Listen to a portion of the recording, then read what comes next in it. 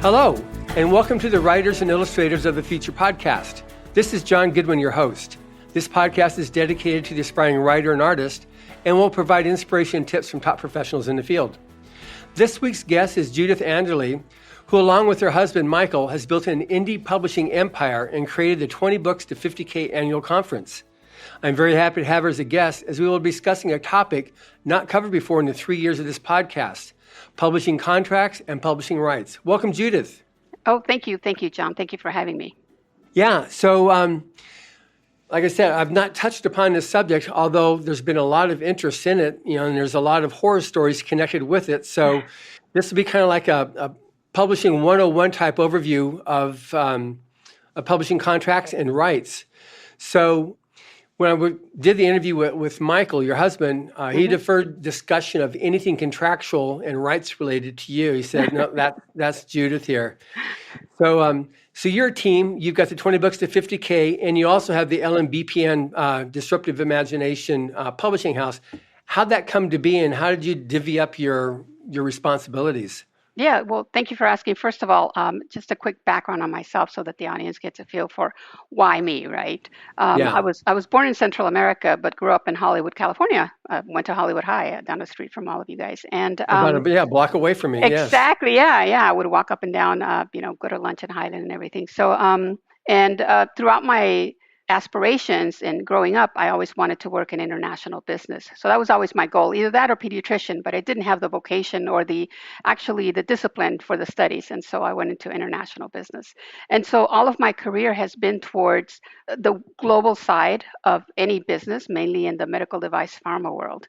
And throughout my working life, I also at night would go to night school. And so I earned my undergraduate degree. I also have an MBA in marketing and a JD at law.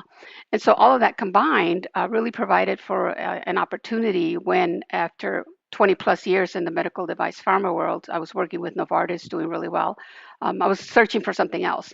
And so Mike had already started the publishing company, and it was growing, hockey sticking, and he needed help.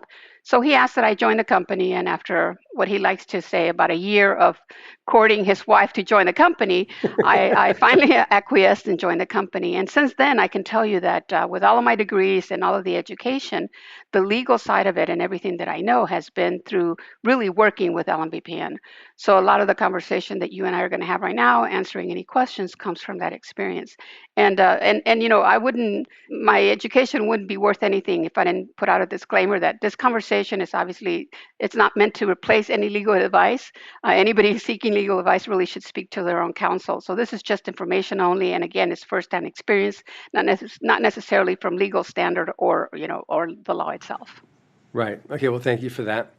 And so with that preamble, yes. So then, like I said, you're a team. So Michael brought you. He brought you into the company, or invited you into the company. So at that point, it was already LMBPN when you started? Yes. Or did you become LMBPN when you?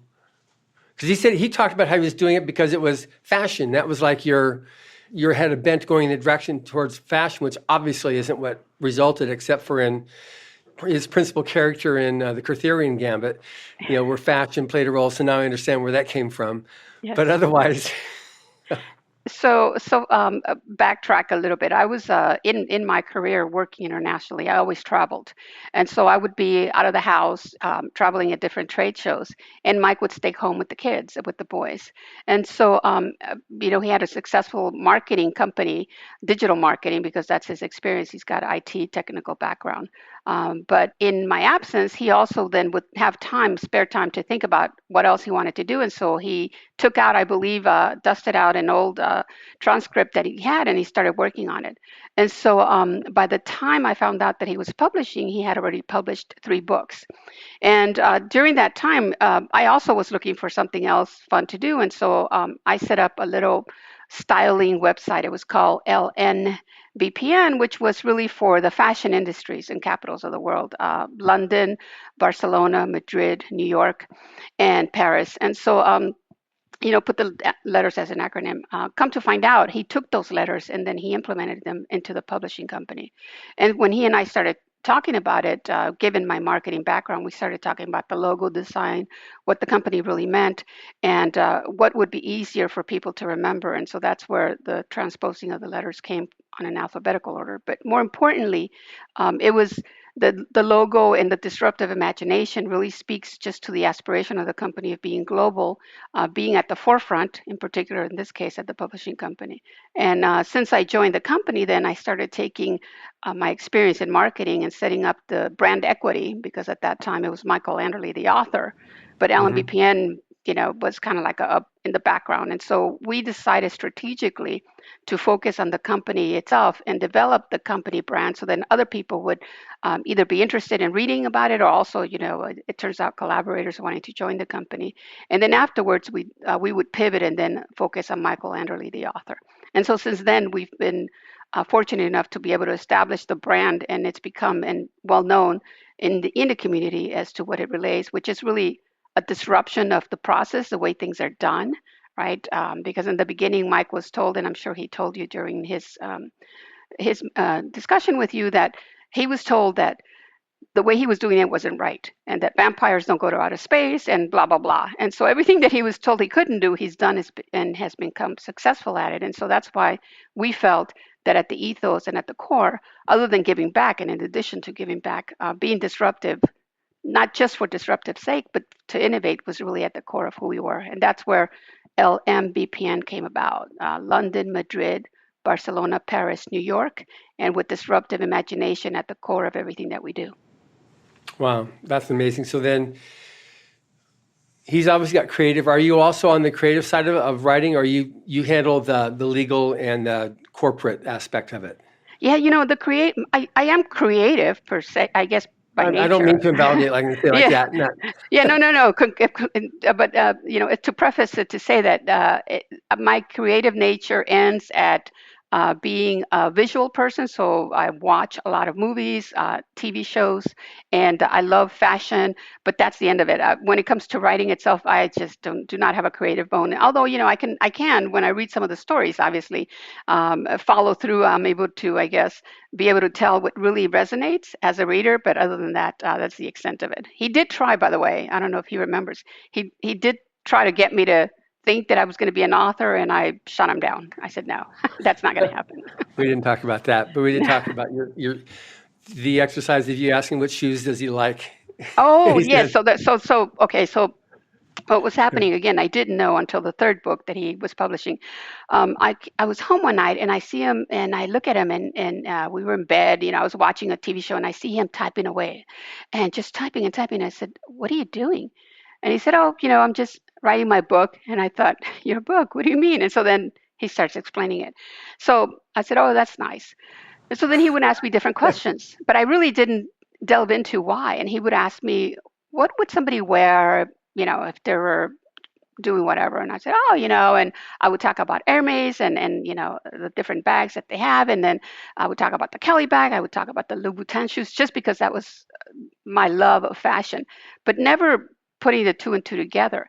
And afterwards, at one time, I read one of his books, and I read that his character had, I think it was a particular brand of purse with a particular brand of shoes that would never go together for various reasons. And I said, "Had you told me, I would have explained to you better." But yes, he would ask me a lot of I remember once he said, "So Central America, yes.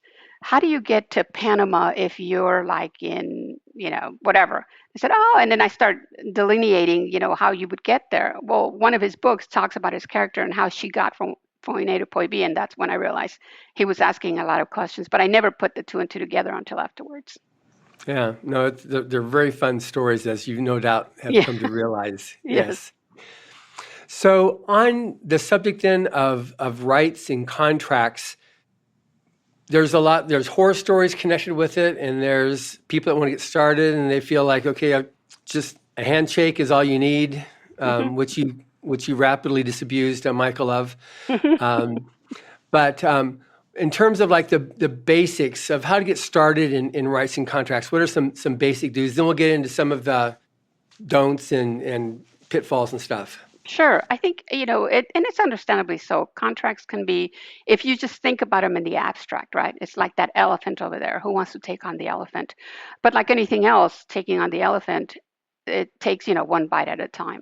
So if you look at contracts as rather than like this big scary thing and whoever's on the other side of the contract, somebody who's trying to cheat you out of something, if you get that mentality out of your head, I think you'll be better off, in particular authors that are starting out, because there are horror stories. And, I want to believe in the good nature of human beings, right? And so if you think about, okay, assuming that no one starts off at a bad place, and by the way, contract law requires that contracts be entered into in good faith. That's a tenement of law. And so assuming everybody's coming into the agreement in good faith, the basic things that I think you got to remember if you're starting out is nobody's going to protect your baby, your book, like yourself. So you could hire an attorney or you could hire an agent, and they're all well intended, but they also have other clients and other things going on and other priorities. So to you, that priority and that baby is yours. So nobody can protect it like you. So when a contract is presented to you, an offer comes your way. First of all, it's great. Be excited about it. And then just look for a couple of basic things. And in contract law and in law school, they teach you different acronyms to remember because there's so much to remember. But the basic one in contract law is Q-tips when it comes to goods, which books can be. And Q-tips stands for Q for quantity. So you look in the contract and you see what are they trying to contract? Is it one book? Is it the whole series? If so, how many books are in a series? Or if you as the author only have two books, but you're thinking of planning out five. So think about these things when you're looking at the contract. What do you want to contract for? The quantity. Time of performance. How long is the contract for? Is it for 2, 3, 5 years, 10 years? I've heard of contracts being that long. So you look at the time and what you're comfortable with entering. You look at the identities of the parties. Sometimes in contracts, people forget that their name, John Smith, but their pen name is such and such, and they also have a company that's named something else. And so all of those identities really should come into the contract for various reasons that could benefit you. Likewise, the other party that you're entering into a contract with, find out all of their identities because it's important that the identities of the party be described. Then the price, P for price. What are they offering you and when and how are they going to pay you? Is it a one-time advance amount? Is it royalties over time?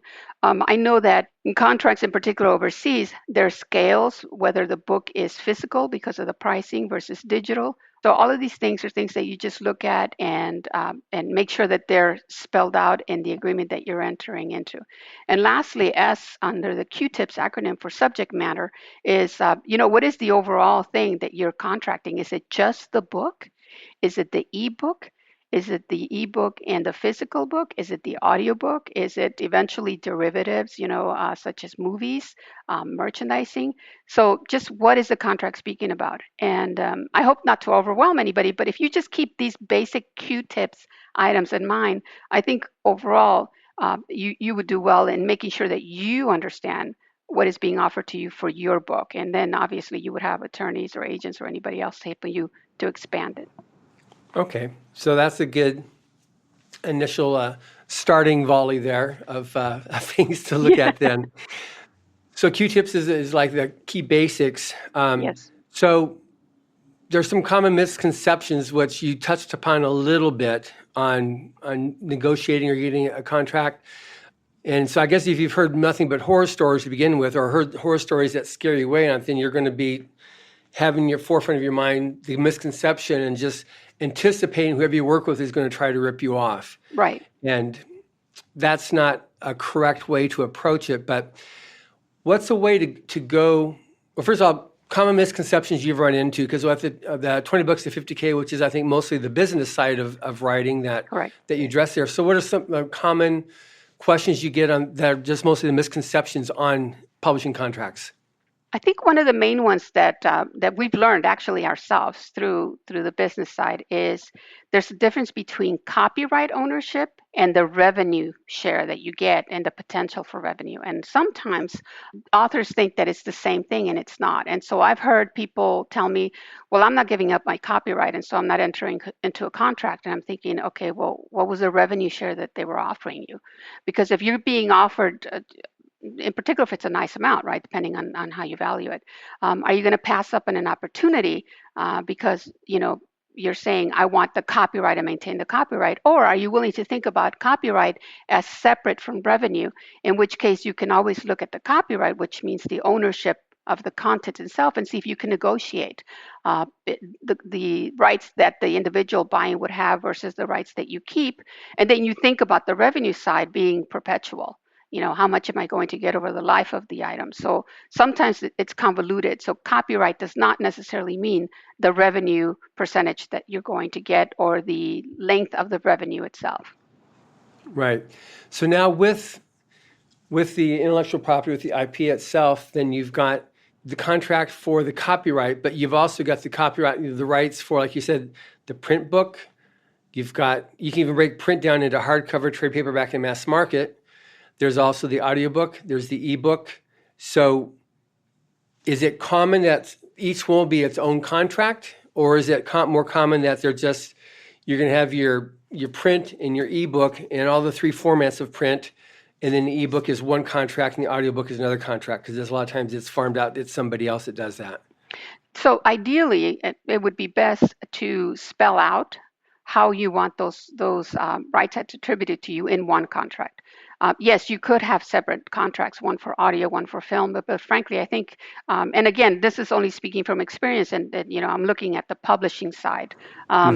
It's just from a matter of expediency and long term, I think it would be ideal to have it in one agreement. Now, if the concern that as an author that you have is that there's so many unknowns, you could stipulate that that the audio rights can be discussed, when an opportunity of the production begins, for example. So you could always stipulate in the same agreement that although you're willing to discuss the audio rights, they don't necessarily apply at this one point. You can have an amendment later on, so it doesn't necessarily become, again, separate individual agreements. Amendments unto themselves are just a part of the main agreement. Right. So yeah, but going back to, I think, the initial mistake, and I've made this mistake. I'll give an example. We had an offer for derivatives for one of Michael's series, which was really outstanding, great series, doing really well, and I thought, oh, this is too little. This amount is just too small, and without really thinking it through. And so I passed up on the opportunity. I'll tell you, a year and a half now, I'm still talking to you about it because now I look back and I think, why didn't I take it? Right? Because this was before, everything in the world went up in the air. And so I'm thinking the company could have had revenue, which would have been great of the amount they are offering. And the production wasn't going to begin until this year anyway. So sometimes you get caught up with the promise that's out there, and you want to protect this huge promise when it doesn't really exist right now. So I think a little more pragmatic thinking would be better. So back to your initial question, it would be ideal to have all of the derivatives spelled out in the one agreement, even if there's certain things that you're not committing to right now. Okay. Now, what about foreign publishing? So you got the United States or English rights. So the way the rights work then, so you've got either English. It also depends, I guess, which publisher you're going with. If you're going with a publisher, or if you're just going with KDP, or however you're going, or if you're going through yourself. So because you publish a lot, because I've learned by going through your website that you publish a couple hundred books a year. In other languages, you mean? Well, right now I'm talking about English, but then to be publishing them in UK or in India or in Australia or South Africa. So you got the English version, and then I'll talk about translation. So now you've got a book, you've got it in English, and you want to get it out there. So of course you're going to get it in the United States, and probably Canada is just also very easy to add on to that. But what about the other countries? Is that the same publisher that would do that, or somebody look for another publisher, or is that just something about on that? Because it's not just English equals English, because you got English different countries.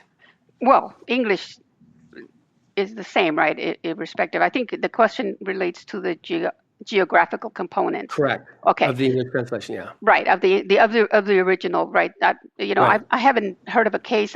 In Spanish, there's a different conversation, because in Spanish there's Castilian Spanish, and then there's Latin American Spanish. So right. there you could have I don't know why you would, but you could potentially have two variations. But in English, it's only one.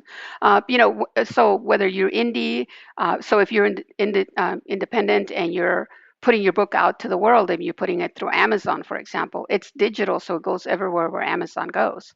Right. And so there's no discussion as to any other legal entity coming in or any agreement coming in. If you're going through a publishing house, I believe the publishing houses should have in their agreements that you're licensing the rights and so that they could distribute it all around the world. And in which case they would distribute it, and all it would take is, and again, it sounds easy for us because we do it, but I don't want to minimize the process, but just, there's distributors around the world that are just as big or bigger than Amazon, who normally contracts with either Amazon or if you're in the yourself, and you can have your books distributed in other countries through these distributors.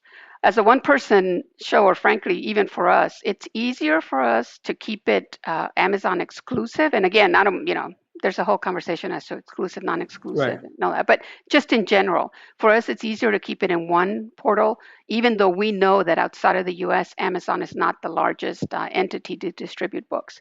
But for us, it's just easier. We're just starting now in Germany and in France to go through a distribution house for our physical books. And they're distributing the books, but they're just distributors, so they don't own any rights, any of the copyright or intellectual property. They're just distributing the books for you. And so you can maintain your intellectual property rights and have distribution outside of the US through these distribution homes if you were doing it independently. Or if you're going through a major publisher, the publisher would have probably in the contract already stipulated that they will have the book distributed in other parts of the world. Okay.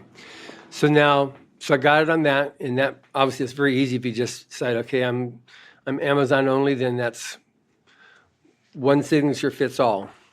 Correct. So now when you want to go out and then into other languages, if you want to do something in, well, you're just there in UAE, I'm assuming that's also to be able to publish it in a translated form. Is that going to be English distribution throughout the UAE? It is right now because Amazon's there.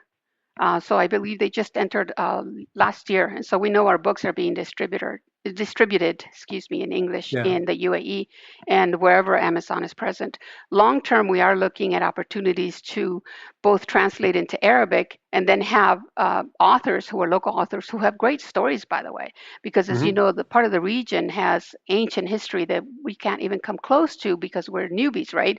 We're a young Yeah. country in comparison, and so taking opportunity of those stories that have magical components. We're a sci-fi company, are something that is of interest of us. So thinking about having the rights and acquiring the rights to publish other authors into English is something that we're looking at. But from a contractual standpoint, it would be your typical publishing agreement discussing about the language components. When it comes to translations, it's a completely different story. But as far as just the distribution of the books themselves, it's pretty straightforward to where the platform distributes the books.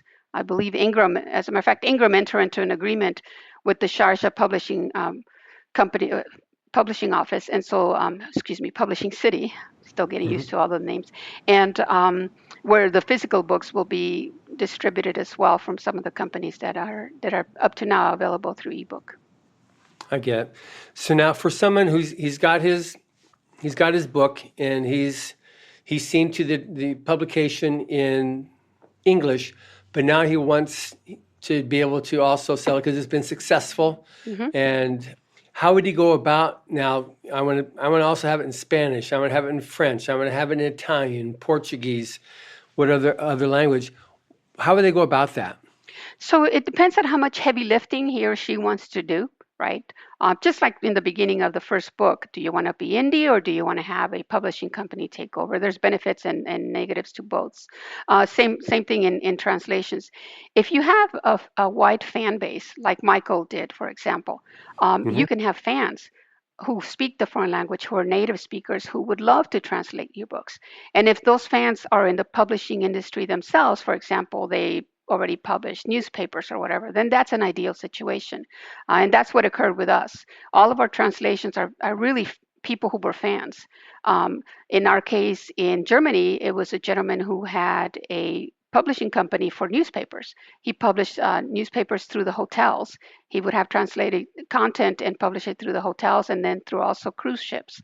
Well, Corona came and that went out the window, so he was able to focus on translations of LMEPN books. But he was a fan to start off with. And so we met him in Frankfurt and he asked Mike, hey, how would you like to have your books translated? And of course, we were like, yes, great. And then that relationship started. So if you have a wide fan base and you want to do the heavy lifting yourself of dealing with individuals and getting, looking for quality and everything, you could have one of your fans do it. Otherwise, you could try to find, there's different websites that provide outsourcing of individuals who already translate content. And they translate technical, or in some cases I know we go to Upwork a lot. And by the way, anybody that I mentioned, we make it a point, we don't have affiliates. So we don't make any money in anything that I'm saying. It's just a matter of sharing knowledge and what's Right. worked for us. So Upwork is a website where we found people who have helped us with content and getting, some things done when it came to the translation. I speak fluent Spanish, but I'm not a native per se. And I wouldn't put out something to the public on something that I myself translated first pass. So I look to Upwork to find somebody from Venezuela who can look at something that I've done and edit it for me, which is usually what we do on the Spanish side. I'll give it the first pass and then give it to a native speaker who can tell me how bad my Spanish translation is and correct it. So you could always do that. But unless you speak the language yourself, I really would rely, and it's more expensive, but I would rely on somebody who does it professionally. If you're not going to go through one of your fans, if you're going to hire somebody, vet them out, make sure that you find out about them, and have somebody who is preferably in the genre, who translates books in the genre already, translate your books. And then that way, you can have that done. Now, the second question is, and this is something that a lot of people forget, just because your book is translated, no matter how perfectly translated it is, doesn't mean that it's going to sell, because you still have to do the marketing just like you did on your book in English. And so likewise, you need to find somebody who's going to help you in that component, because you need to do it in another language. Now, 20 books to 50K, I was on a panel, and I'm sorry, I can't remember the gentleman's name. I'll try to remember it and do it as a follow-up. But he mentioned that for his books, he actually does the interaction himself, and he just Google translates. I wouldn't advocate that, because sometimes there's a lot of things that are missed in the Google translations. But he doesn't, when he communicates with his fans in foreign languages, which is, he tells them, I'm Google translating, and then he works with them that way. But for us, ideally, it's worked out, because our German collaborator, he actually does the interaction in social media, so he's taken over that component. And anybody else, we have somebody in France, in the Netherlands. They are authors. In particular, Edouard Menima, he's a science fiction author in Dutch, well known, and so he does the translations for us, and he engages in the social media side. And likewise in Italy, the person who does our Italian books was a fan of one of our series. We licensed the rights. He was a publishing company, and now he's decided to focus exclusively on translations. And so he's joining us full time with translations in Italian, but he's also heading up the social media component, because I think it's important to have it in the language of your fans, so For that sure. you have that marketing base. That makes sense. Yeah. So then we've got rights, but then you also have agents, and they're two separate critters. And sometimes, contracts have been good and have been bad, but then agents likewise have been good and bad. So the agent agreement versus the contractual agreement to publish, what's the difference on that? And what should a person watch out for on an agent contract versus then the publishing, which we've already been speaking about? Or the agent agreement, maybe it's not a contract, but the agreement to work with an agent. Well, it is a contract unto itself, right? Yeah. But I'm just being careful, because I don't want to offend anybody. I think that the main thing to think about is just like the publishing contract. Just come down to the basics, right? What is this agent offering, and for how long? And what are they asking for? One of the agreements that I saw that came our way, even before I joined the company, Mike asked me to look at an agreement, and I was taken aback, because the agreement this individual put forth, I think, was for 15 years. It was some long term, and they stipulated that the payments go to them, and that then they would account, every whatever, I think it was every quarter. And so then I just started doing the math, and I go, wait a minute, that means that you wouldn't see your money until a year after, because they wait until the publisher, and again, traditional publishers were like, half a year payments or something, and then this person would take another 6 months to pay you. And I thought, me personally, I just didn't think that was something that was beneficial to us. And so you got to Hmm. look out for the same basic things that you do in your regular agreement. How long is the contract? What is the agent asking for, and what rights are they asking for? And just think about it. Just, this is your baby in common sense. If it doesn't sound right, right, you don't have to have a legal degree.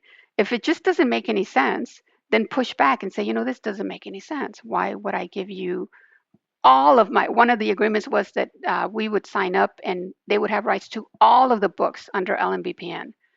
And I'm like, why? No, but you know what I'm saying? I mean, Yeah. obviously I see it from their side. Obviously, the counter argument was like, well, you know, I don't want you to be shopping the books at the same time that I'm doing them. And obviously that would be a conflict of interest and a breach of the contract. But okay, I could understand that for one series, maybe one book, but we're not going to give up the whole house. But again, more power to them. It's not that they're trying to cheat you. They're just trying to do the best for them. I just think on an unfair basis, but nonetheless, likewise, you Yeah. got to think about what's fair for you. So just, look out for the time component, look out for what is it that they're asking for, and how are you going to get your money? If it's going to go through the agent, which I've been told is industry standard that the money goes to the agent first, again, because the agents have been cheated out of their money, right? Um, how quickly are you going to see your money? And are you okay with that?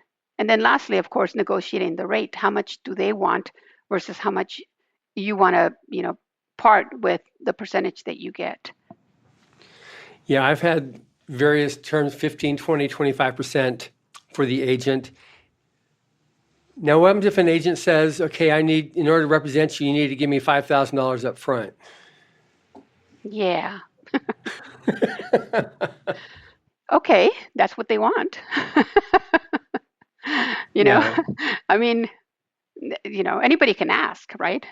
So, But um, as an author, I mean, because sometimes people get very desperate. I've written this book, I really want to get out there, I'm willing to do anything. there you go. So, John. That's exactly it. So, again, it, there's a lot of businesses out there, right? In every aspect. We 20 Books to 50K is a nonprofit organization, and we make sure, in conjunction with Craig Martell, who is really the implementer. He was a military, and he's the type of guy that likes to lead.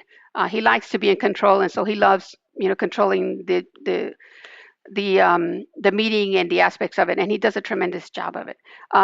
But we, you know, the three of us struggle really hard because we want to make sure that it's a nonprofit. We don't want to make any money out of it, and we could make money out of it. And likewise, with all due respect to companies that make money out of teaching and sharing knowledge, that's fine. Likewise, with an agent, if they want to make money up front and they want something, maybe because they've been burnt, I don't know, but you got to just think about it yourself. Are you that desperate? First of all, do you have the money? And to give out $5,000, most people that are starting out don't. $5,000 to me is a lot of money, and it's not Hmm. something that I'm going to give up for what? What are you promising me? Are you promising me that I'm going to have 20,000 in 6 months? That's a nice return. If they're promising you that, then you got to wonder, nobody would promise you that. But what are you going to get in exchange? And the answer is probably going to be, if it's somebody reputable, they don't know, because all they're going to do is they're going to go knock on doors. I'm not minimizing it. Obviously, there's more to that. But what I'm Right. saying is, they can't promise you a return. So, are you willing to give $5,000 for an unknown? And are you that desperate? Because here's the thing. This is the way I would think about it. Um, Agents provide a benefit, and obviously they should be compensated for it. But if you want to start off and you don't want to hand out $5,000, and because you really don't know, why don't you try publishing it yourself? And if you don't want to go through the hassle, or if you don't want to go through all the work that it takes, then talk to the agent and see what services they can provide, because Hmm. maybe they can do the marketing for you. Maybe, and then it's a different discussion, because then you're paying for work, right? Then it's a Right. work for hire type of thing. So I guess the short answer is, I would think long and hard before paying somebody any money when there's nothing promised in return.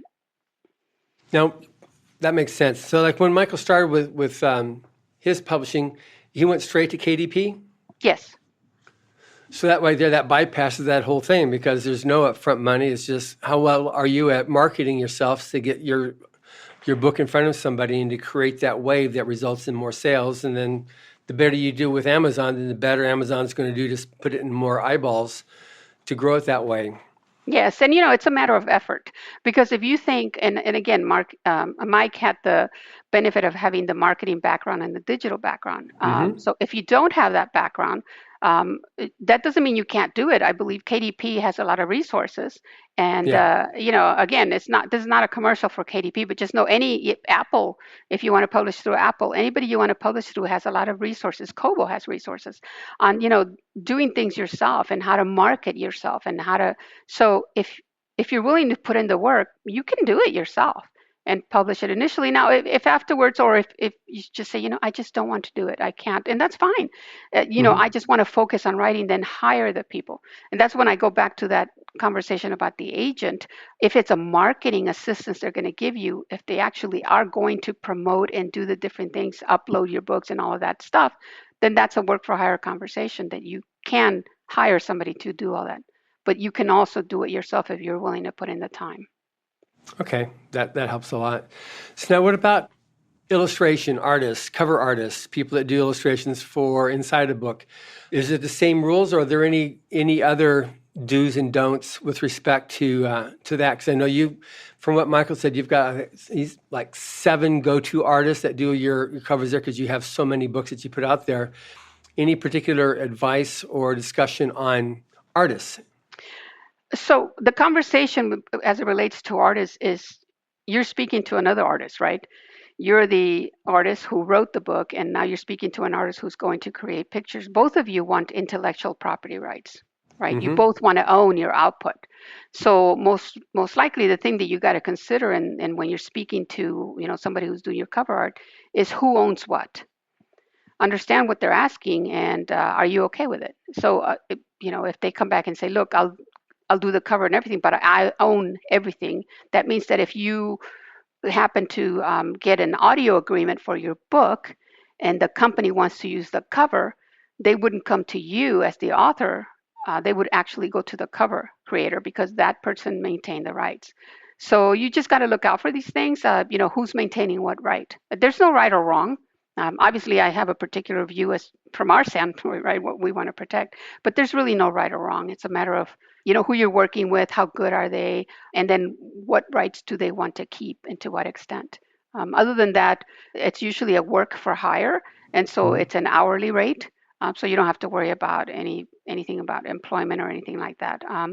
What I suggest you do have is you might want to set some deadlines and milestones so that if somebody, even if it's a $500 charge, myself would not pay somebody $500 up front. I would pay, half or whatever, and then, another third once they provide first drafts or whatever. And once I approve the first draft, so I would think about it as milestones so that you make sure that you are going to get ultimately what you want and that you actually get a product that you're contracting for.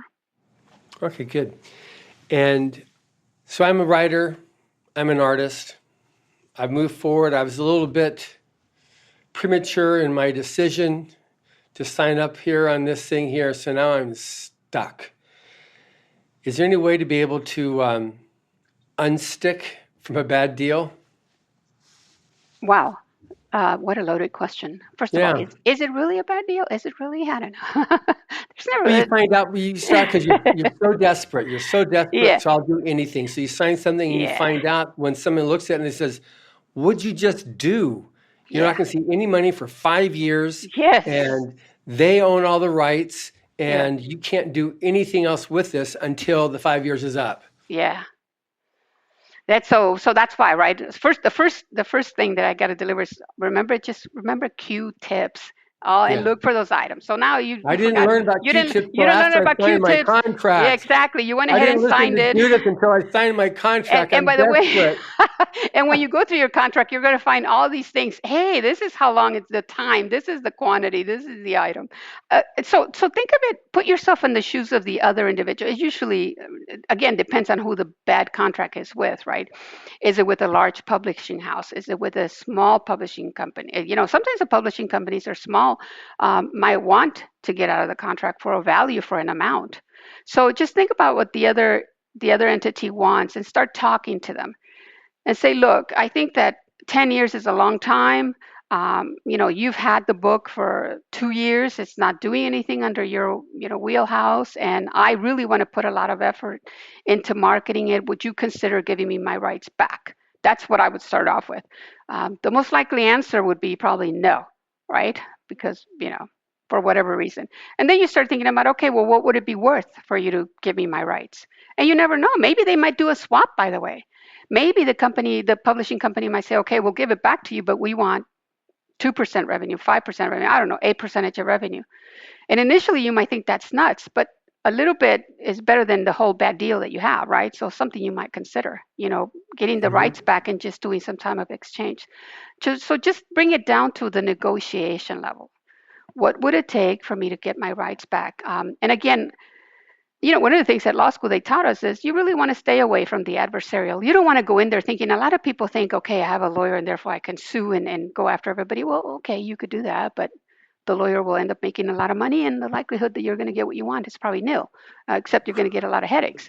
And so rather than thinking of, adversarial, me against them, think, how can we work this out? I, in my opinion, think this deal was not to the benefit of the property. That you don't even take it personally. Don't even say it wasn't a good deal for me. Just think for the book is not doing well, whatever reasons you're thinking that you want to get out of the deal. And then try to negotiate your way out of it. Hmm. Um, and again, depending on who you're negotiating with, you could end up negotiating with a big house, in which case you're really going to have to network and make sure you talk to the right people. But overall, in general, the message is try to negotiate your way out of the contract. Okay, well, that's good. And that's actually a very sane advice, even though it might seem, no, I've been wronged. I need to Yes. go and pull my sword out. And stab people to death. That's against the law, by the way. You can't do that. All right, all right. So I had another question too, and this personally happened with Writers of the Future, where we've been going now for almost 4 decades with Writers of the Future. We started, Elwin Hubbard created it in 1983. The first book was published in 1985. There were no such things as ebooks then or Hmm. audiobooks. Hmm. And so by about volume 20 or so, when that started happening, we weren't able to go back and do the ebooks on the first books because we didn't have contractual rights for that or the audiobooks. And so only after that did we start adding it into the contract. Are there any particular suggestions or et ceteras or something you can put that can go into a contract that can then account for new technology that doesn't today exist, but that could be a stumbling block in 5 years or 10 years if it's not included now? Yeah, so I didn't understand. So the question was it for Writers of the Future was in a contract and you couldn't take the audio because the owner of the contract had the rights, or was it the other way around that you had licensed books but you couldn't do the audio because the owners kept the right? Yeah, because it wasn't part of our contract. They didn't exist. We didn't even know about that as a thing that was being done and the ebooks, so that we weren't able to do the ebook because they didn't exist. There was as even a concept when we first started Writers of the Future. The only thing was we had mass market, we had trade paperback, we had hardcover, but there was nothing else because there was no such thing as electronic. So now for the future, coming up with some new technology that might come up on how there's book implants so that Mm-hmm. you get a shot and Mm-hmm. then you get a book that comes up onto your retinas based on the new Right. implants they're putting in your eyeballs so that you get that. So that's not in today's contracts. Right. And so the first question is who owns the rights to the words, the written words? That's the first question you ask, right? Who owns the rights? And second of all, in the contract that you make sure. Mhm. And then second of all, you can stipulate. I saw a contract the other day where it was like they own it. They didn't say worldwide. They literally went into like outer space. They own it for, I can't remember what the word was, which I thought, wow, they want rights in Mars. Which, you know what? I mean, it sounds ridiculous now, but who knows? In a couple of years, it might be applicable, right? Um, yes, you can put wording in the contract. And again, it depends on who you is. Are you the rights buyer or are you the rights seller? Are you the author who's selling the books, or are you the publishing company or agent or whomever who's buying the rights? It depends on who we're talking about. But in general, agreements can have stipulations as to what remember item in Q-tips? Hmm. What is it that you're licensing? What is it that you're selling? Are you selling the book? In which case, then later on, it becomes a question of, well, what did you mean by the book? Did you mean any variation of the book? Did you mean, and that's when you go to court, or that's where you start talking. Um, so as specific as you can put in the contract, I am the author. I'm giving you publishing the rights to my book in ebook and physical format only, period. In Hmm. that case, it's clear. There's no matter what new technology comes out, you've stipulated ebook. Now the question then becomes, what is an ebook, right? Right. Define it. So as much specificity as you can for the item, for the thing that you're contracting, the better. And if you want to leave it open so that you can say, you have rights of first refusal in any new technology, or I maintain rights, I as the author maintain the rights to negotiate any new technology that might come up, you can put that in the agreement. Whether the other individual is going to go with it or not is a different question. Yeah. See, with Rise of the Future, the writers and the artists, they maintain rights. We let them keep the rights Yes, to you're their. the publisher. We're the publisher. Okay, So we right. let them keep the rights to their story and to their art, which we just ask that, okay, we want to be able to be the first ones to publish it. Then you're welcome to go out and have at it on reselling. And a lot of stories do get resold. Oh, and so you don't maintain exclusive rights during the life of the agreement. No, we let the winners have the rights. That's one of the things that also makes us a little bit unique. So you're non-exclusive, right? You're basically, Yeah. okay. We just ask that we're the first ones. Yeah, you want first right of refusal. Yeah. Yeah. Yeah. And in our case, once we say that they won, then we are, the first rights, but we make it very clear to them that they will be able to maintain the rights to their art.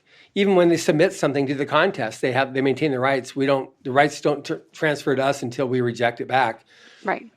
It's just, same for the artist, which is a bit unusual, that happens where the artist still maintains his rights to everything. We don't have a problem with that at all. Right. The Right. purpose of the contest is to help the aspiring writer and artist. Right. It's not to make a ton of money off these guys. Yeah, you're not trying to trap anybody into anything. You're just you're putting a platform where they can be known and seen and right. Okay. Yeah, exactly. The reason why I wanted to talk to you on this interview as we wrap up this interview is because this Rise of the Future, it was that contest created by Owen Hubbard in 1983, and we've now, nearly 4 decades later, we've had over 700 people that we have recognized. We just had, you've worked with Kevin Anderson and with, we talked earlier about Chris Rush and Dean Wesley Smith. Chris and Dean were both published in Volume 1 of the Writers of the Future series. A lot of today's popular writers got their start either winning the contest or getting their start, like Rob Sawyer entered the contest, and he disqualified himself by taking one of the critiques he got from the first coordinating judge and turning it into a novel and selling it, and so that disqualified him for the contest. Yeah. But Joe Black, he was a finalist in the contest. Brandon Sanderson was a finalist, an honorable mention. So we've had a lot of people that got their start with the contest, and that's the whole purpose of it, is to provide that helping hand. And that's why I wanted to be able to talk to both you and Michael, because of the 20 books to 50K. It's that same mentality of helping, Right. and Michael said it's a nonprofit. There's no intent to make a profit from that event that you held in Las Vegas. Right. It's just to help. Here's some tips on what you guys can do to be successful, which is really good. And that's a very strong similarity to what we do with Writers of the Future. Yes, and we also don't take sponsorships because we don't want to be, we allow industry to come in to share whatever they're offering that's benefit to the authors, but we don't have sponsors for that particular reason, because after all, it is a nonprofit organization. Yep. Good, yeah. And that's why this podcast has gone on to do so well. When it first started 3 years ago, it had great guests, but then one show I was doing particular on United Public Radio Network, the host couldn't believe that something would be like this. I've worked with too many publishers, and I know there's some ulterior motive. So he spent a year challenging me. Yeah, but what about this? And what about this? And finally, after a year of being on his show, after one show, he said, okay, sometime next week, give me a call. Yeah. So I called him. He said, I'd like to invite you on to syndicate you onto my network, which is great. And then the first show that we aired on that was like, I think 46,000 listeners. And the one that just aired yesterday was, he texted me this morning saying the show that aired yesterday afternoon was 514,007 listeners. Congratulations. And then when it goes into archive, the most recent show that last week is just over 500,000 listens on the archive. Wow. So it's grown a lot, just because we have great guests, like they're going to love having you, to listen to on this whole thing, which is great, and your husband. But we have a lot of great guests on this stuff, and the whole purpose is to be able to lend a helping hand. And we've got all types of tips and advice and how to do this, how to do that. So I said, I've not touched this before with contracts. So I'm so happy we've had a chance to have this chat. So do you happen to have any books that you yourself have written and published on what we just talked about? No. But there is a book that I would recommend, and it's I'll tell you their name right now. And again, just a reminder, we have no affiliate relationship whatsoever. It's just that it's really informational, and it's called How Authors Sell Rights by Orna Ross and Helen Sedgwick. And Orna is part of the Alliance of Independent Authors. And so that if you're going to make any investment whatsoever, I would put the investment in buying that book, because it's really informative. It's very straightforward. It's not dry reading, and I think that it's informational, and it's not going to be so over anybody's head that they won't, that they'll look at a contract and be afraid of it. On the contrary, I think after reading the book, you'll have a really strong basis under which you could always negotiate a contract if you wanted to undertake it yourself. Okay, it's called How Authors Sell Rights by Orna Rice. Orna Ross, Ross. Oh, Orna Ross, yes. And Helen Sedgwick, I hope I'm pronouncing her last name right. It's S as in Sam, E, D as in David, W, I, C as in Charlie, K. Sedgwick. Great. That's awesome. So in terms of then your publishing house, how do they find that? LMBPN, they can find it at www.lmbpn.com, and that's L is for London, N for Madrid, B is Barcelona, P as in Paris, and N for New York. lmbpn.com. That's great. Well, thank you very much. This has been really, really fun, Judith, as I know it would be, because I've not touched on this stuff here. Well, John, I really appreciate the time, and I appreciate the fact that you're all taking the efforts to just share knowledge. I think it makes the world a better place when we do. Thank you very much. I totally agree with that. Great. And thank you for listening. Subscribe to the Writers and Illustrators of the Future podcast, wherever you get your podcasts. We have also been syndicated on the United Public Radio Network, where you can find these podcasts as well. Writers of the Future series can be purchased wherever books are sold in the US, Canada, the UK, Australia, and South Africa, and available everywhere else via Amazon.com. Writers and Illustrators of the Future are contests created by L. Ron Hubbard to provide a means for the aspiring writer and artist to be seen and acknowledged. It is free to enter and open to amateur short story writers and artists of science fiction or fantasy. Again, thank you very much, Judith. Thank you. Thank you, John.